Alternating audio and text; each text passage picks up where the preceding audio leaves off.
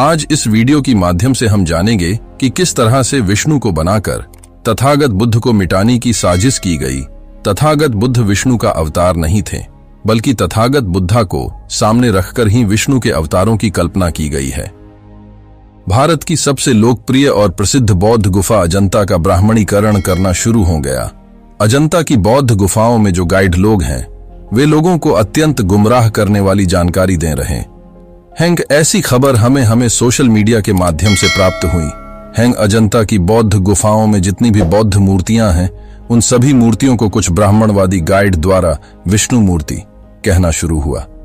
अजंता की गुफाओं में चैत्य कक्ष का जो आंतरिक भाग है, वह तथागत बुद्ध की मूर्तियों से सजाया गया है। मुख्य स्तूप के मंडप में तथागत बुद्ध की बैठी हुई विशाल मूर्ति है। बाईं दीवार पर दो कहानियां चित्रित की गई हैं।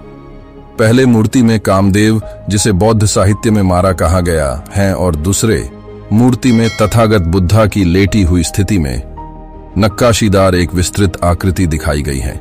जब सिद्धार्थ गौतम ज्ञान प्राप्ति के लिए ध्यान अवस्था में बैठे थे, तब मारा ने सिद्धार्थ गौतम पर भयंकर आक्रमण किया था।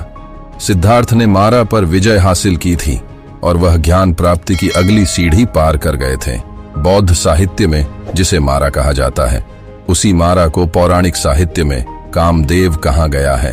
अपने लक्ष्य से ध्यान हटाने के लिए मन में जो तरह तरह के विभिन्न विचार उत्पन्न होते हैं, ऐसे नकारात्मक विचारों को ही बौद्ध साहित्य में मारा कहा गया है।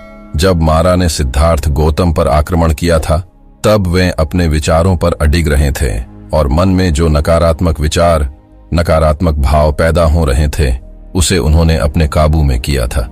और इस तरह से सिद्धार्थ गौतम ने मारा पर विजय हासिल की थी और उन्हें ज्ञान की प्राप्ति हुई थी। ज्ञान प्राप्ति के बाद ही सिद्धार्थ गौतम यह तथागत बुद्ध एवं सम्यक संबुद्ध कहलाए गए थे। पहले मूर्ति में मारा का वर्णन है, तो दूसरी मूर्ति में तथागत बुद्ध के महापरिनिर्वाण का वर्णन है। जब तथागत बुद्धा का महापरिनिर्वाण हुआ था, तब तथागत बुद्ध के शिष्य बौद्ध भिक्षु तथागत बुद्ध की मृत्यु पर शोक मना रहे थे। बौद्ध साहित्य में मृत्यु को पाना यानी महापरिनिर्वाण होना होता है, और पौराणिक साहित्य में मृत्यु को पाना यानी मोक्ष मिलना होता है। एक तरफ तथागत बुद्धा के महापरिनिर्वाण पर कुछ बौद्ध भिक्षु शोक मना रहे हैं, तो दूसरी तरफ अन्य लोकों में खुशियां मनाई जा रही हैं। अर्थात शोक मनाना और खुशियां मनाना, इन दोनों का वर्णन इन मूर्तियों में देखा जा सकता है। अजंता की गुफाओं में एक और बोधिसत्व की मूर्ति है। उस मूर्ति को कुछ ब्राह्मणवादी गाइड और कुछ पौराणिक कथाकारों के द्वारा उसे भगवान विष्णु और महालक्ष्मी की मूर्ति कहना शुरू हुआ है। तथागत बुद्ध और बोधिसत्वों की मूर्तियों को किसी ब्राह्मणवादी काल्पनिक देवी देवताओं के नाम से प्रचार प्रसार करना, यह एक ब्राह्मणी षड्यंत्र है और इस षड्यंत्र का पर्दाफाश होना अत्यंत आवश्यक है।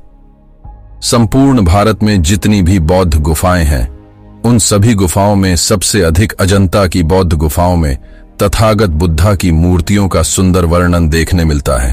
अजंता की बौद्ध गुफाओं में मूर्ति, वास्तु और चित्रकला का अनोखा संगम देखने मिलता है। इसलिए संपूर्ण विश्व के बौद्ध अभ्यासी लोग अजंता की बौद्ध गुफाओं को देखने आते हैं।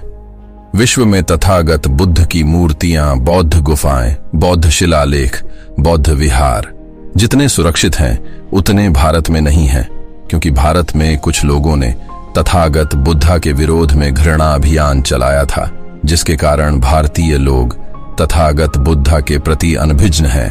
पौराणिक कथाकार और ब्राह्मणवादियों द्वारा अब तक हजारों बौद्ध स्थलों पर कब्जा किया जा चुका है। सिर्फ अजंता की बौद्ध गुफाओं में ही नहीं, बल्कि अन्य बौद्ध गुफाओं में भी जो बोधिसत्व एवं तथागत बुद्ध की मूर्तियां प्राप्त होती हैं, उन मूर्तियों को भी शिव और विष्णु की मूर्ति कहने वाले लोगों की तादाद बढ़ रही है। अब उन लोगों को कौन समझाए कि तथागत बुद्ध यह विष्णु के अवतार नहीं थे, बल्कि तथागत बुद्धा को सामने रखकर ही विष्णु के अवतारों की कल्पना की गई है।